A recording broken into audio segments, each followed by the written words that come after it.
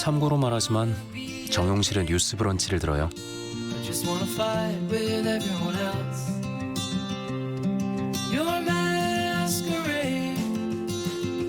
I don't wanna be a part of your parade. 네, 정용실의 뉴스 브런치 듣고 계신 지금 시각 10시 44분이고요. 이제는 저희가 동네 책방 시간 문을 열도록 하겠습니다. 오늘 고요서사의 차경희 대표님 자리해 주셨어요. 어서 오세요. 네, 안녕하세요. 자, 이번 주에 서점가 베스트셀러에 눈에 띄는 책이 있더라고요.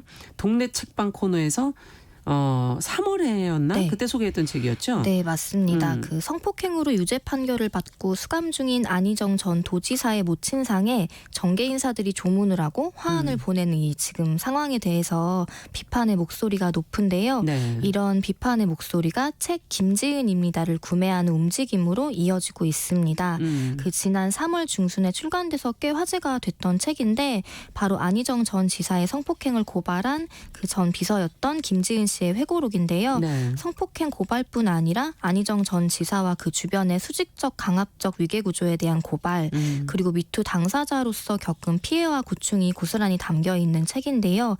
이 사실 코로나19 사태로 지금 장례를 치르더라도 공개적인 조문을 받지 못했던 시민들이 굉장히 많다고 많죠. 들었거든요. 예. 근데 사실 수감 중에도 수많은 사람들로부터 이제 조문을 받고 취재진까지 이제 받은 안희정 씨가 어떤 죄에 대한 대가를 치르고 있는지 제대로 알자라는 취지로 이 책을 서로 구매하고 선물하고 이런 움직임이 지금 증폭하고 있습니다. 네, 그렇군요.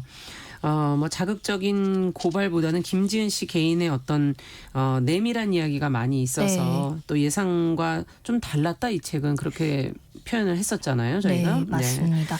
그 이번 주에 뭐 손정우 미국 송환 불허 등의 이슈에 대해서도 많은 분들이 분노하거나 비판의 목소리를 계속 이어가고 있죠. 네, SNS 등에 이제 다수 남기고 계시는데 김지은 씨의 경우도 그렇고 말하고 싶은 것이 있을 때 목소리를 좀 더 높이자는 서로를 격려하고 독려하는 분위기가 좀 자연스럽게 퍼지고 있는 것 같습니다. 근데 네. 이번 주 이슈에 맞춰 고른 책들은 아닌데 오늘 소개해드릴 책도 이렇게 자신의 속에 있는 말들을 힘겹게 꺼내는 사람들에 관한 책입니다. 예전 같은 그냥 참기만 했을 텐데 이제는 정말 옳은 얘기를 하면 좀 해보자. 네. 네, 이런 분위기예요. 네, 책을 맞습니다. 가져오셨는데 제목이 내가 말하고 있잖아. 좀 네. 들으라는 얘기인가요? 네, 맞습니다.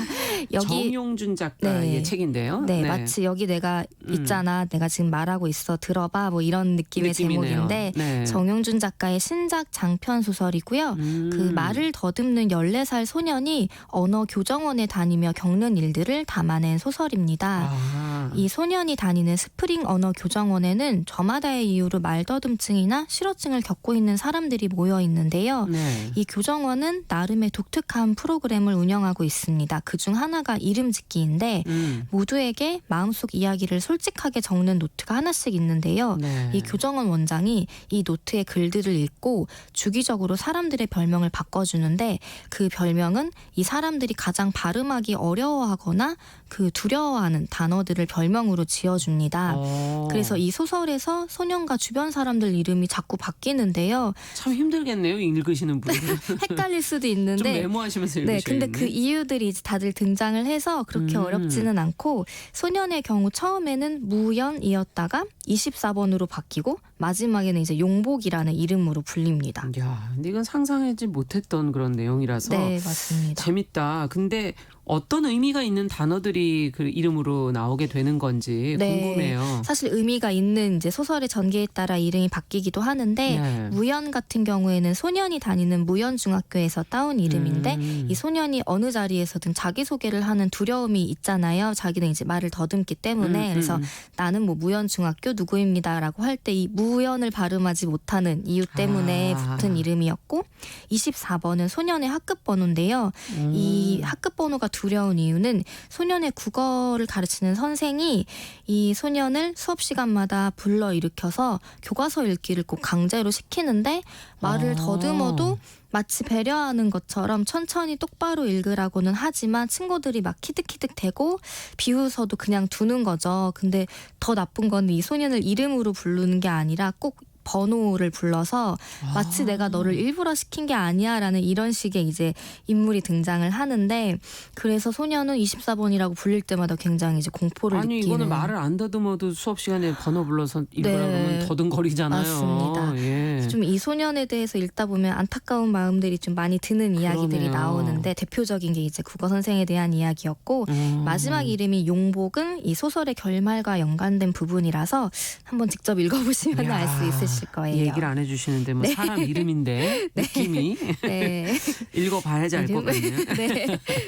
네, 떠봐도 계속 지금 표정으로 그냥 넘어가시는 표정이에요. 근데 사실 지금 말한 이게 소개만으로는 이 학생의 지금 처지가 약간 그냥 이해가 되는 네. 좀 상상이 되는 네. 어찌 보면 빤한 드라마 같은 네, 약간 감동 스토리가 예상이 되죠. 네. 근데 사실 줄거리만 제가 이제 단순하게 설명을 드리면 그렇게 예상하실 수도 있을 텐데 이 소설에 빠져들게 된 가장 큰 이유는 이 소년 캐릭터가 굉장히 매력적이에요. 그리고 그 소년이 이제 화자로 등장을 해서 독백 문장들이 많이 담겨 있는데 이 문장이 굉장히 순수합니다. 그래서 첫 문장을 좀 읽어드리자면은 예. 나는 잘해주면 사랑에 빠지는 사람이다. 누군가 한 손을 내밀어주면 두 손을 내밀고 껴안아주면 스스로 녹아버리는 눈사람이다. 뭐 이런 식의 문장이에요. 되게 솔직하고 직설적인데. 야, 이 표현이 너무 좋네요. 네, 근데 너무 사랑스러운 게 좀 묻어나요. 맞아요. 그리고 이 소녀는 술이나 약에 의존하는 엄마 둘이 살아가는데 이 엄마에 대해서도 이런 감정인가요? 네, 엄마를 사랑거지라고 부르기도 해요. 이제 남자친구들한테 맞기도 하고 좋지 않은 대우를 당하는데도 사랑해달라고 비는 엄마의 모습을 보면은 갈구하는 네. 사랑을 갈구하는 거지다. 네, 그리고 그런 말들이 되게 직접적인데 너무 잘 와닿더라고요. 이 엄마 같은 경우에는 아들을 사랑하긴 하지만 자신이 힘들다는 이유로 좀 소년을 방치하기도 하는 그런 상황인데 어쩌면 말을 더듬는 이유가 이런 배경 때문일 수도 있겠다 싶더라고요. 읽다 보면은. 근데 소년도 엄마와 마찬가지로 늘 사랑을 갈구하고 기대하지만 결국 상처받기 일쑤였기 때문에 점점 이제 사람들에 대해 냉소적이고 방어적으로 바뀌는 이제 캐릭터인데요. 그런 마음들조차 너무 순수하게 느껴져서 읽다 보면 좀 마음을 울렁이게 하는 그런 대목들이 많습니다. 그렇군요. 네. 우리 인간이 사랑받고 싶어하지 않는 인간이 어디 있겠습니까? 네. 그런 생각도 들고 네, 맞습니다. 이 14살 소년의 입장에서 소설을 썼다고 하니까 그 마음을 왠지 좀 더 잘 알 수 있지 않을까 하는 그런 생각도 드네요. 네, 이 소녀는 또 캐릭터가 착하고 소심한 성격이라기보다는 자기 방어를 위해 냉소적이고 좀 비뚤어진 모습도 있거든요.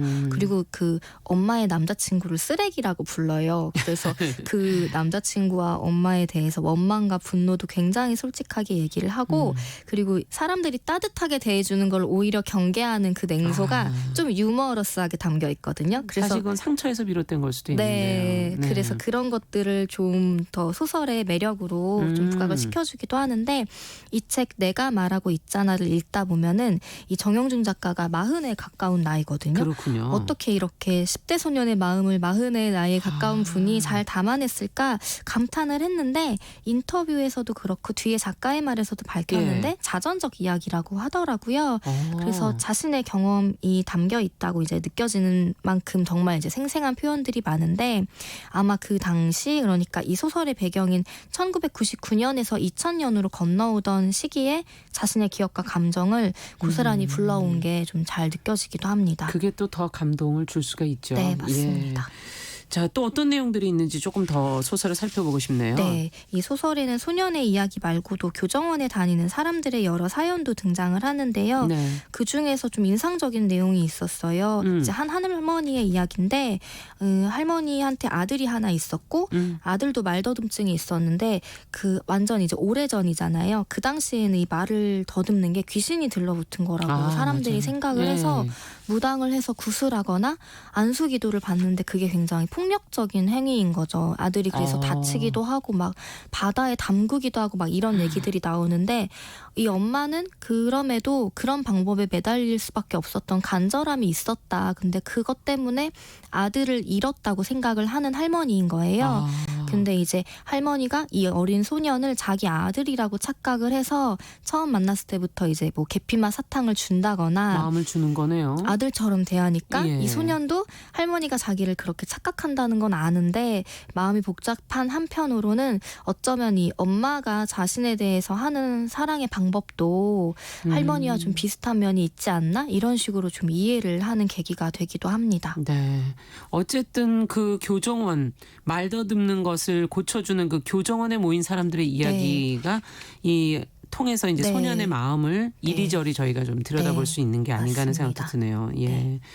자, 또 다른 얘기 더 해보죠. 네, 이 소설은 그 앞에서 말한 그 국어 선생의 이야기뿐만이 아니라 그 국어 선생에게 복수하는 이야기도 나오거든요. 아, 결국은 네, 그런 것들이 굉장히 귀엽기도 하고 길에서 낯선 사람한테 말을 전단지를 돌리면서 걸거나 아니면 공개적으로 스피치를 하면서 이 말하기의 두려움을 떨치는 에피소드 같은 게 나오기도 하고 결국 나중에는 소년의 이 엄마의 애인이 폭력을 저지르려고 해서 네. 공경에 처했을 때 도와주는 그런 좀 따뜻한 이야기들도 나오는데요.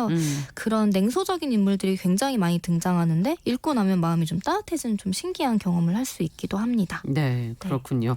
끝으로 뭐 한 권의 책을 더 갖고 나오셨어요? 네, 이 소설을 읽다 보니까 최근에 나온 김하나 작가의 말하기를 말하기라는 에세이를 한번 간단히 소개를 해드리고 싶더라고요. 예, 이건 무슨 내용입니까? 네, 이제 김하나 작가는 팟캐스트 진행자이기도 하고 강연을 활발히 하는 분으로 좀 유명한 이제 맞아요. 말하기로서 유명한 분인데 알고 보니까 사실 자기는 굉장히 내성적이고 낯가림이 심했을 뿐만이 아니라 목소리에 대한 콤플렉스가 있었다고 해요. 근데 그런 것들을 고백하면서 자신이 어떻게 말하기를 더 자신의 스스로의 목소리를 내는데 집중하게 됐는지 그런 과정이 담겨 있어서 혹시 자기 표현이 어색하거나 서툴러서 고민이신 분들이 읽으면 이 소설과 함께 좀 공감할 만한 내용이 많으리라 좀 생각을 합니다. 네, 두 권을 같이 읽어보셔도 좋겠어요. 네, 그렇습니다. 오늘 고요서사 차경희 대표와 함께 정영준 작가의 내가 말하고 있잖아, 그리고 김하나 작가의 말하기를 말하기 두 권을 같이 읽어봤습니다. 오늘 말씀 잘 들었습니다. 감사합니다. 고맙습니다. 자, 정용실의 뉴스 브런치 목요일 순서 이제 마치도록 하고요. 저는 내일 10시 5분에 찾아뵙겠습니다. 감사합니다.